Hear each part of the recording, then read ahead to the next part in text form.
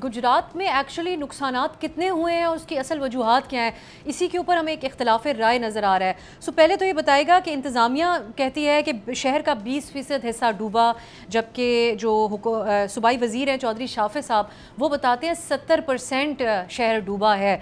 सो गुजरात कितना मुतासिर हुआ है, जो पानी अभी तक इत्तलात हैं कि वहाँ पर मौजूद है कई इलाकों में। बिस्मिल्लाहिर्रहमानिर्रहीम।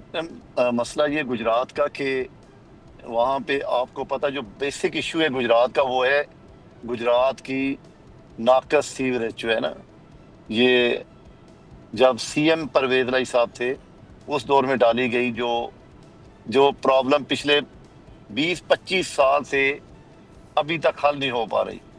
और इस दफा क्योंकि डिजास्टर ये था कि एक तो आपको पता है कि बारिश जो है वो 500 मिलीमीटर से ज्यादा डिस्ट्रिक्ट गुजरात में हुई और उसका ज्यादातर हिस्सा गुजरात शहर के गिरदोनवा देहातों में हुई।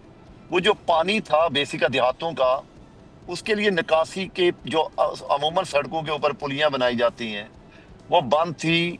मैंने कहा ना कि असल में अगर आप इसके पूरी हिस्ट्री देखेंगे तो यहाँ पर इदारे थे ही नहीं। सब्सक्राइब करें और बेल दबाएं ताकि कोई खबर रह न जाए।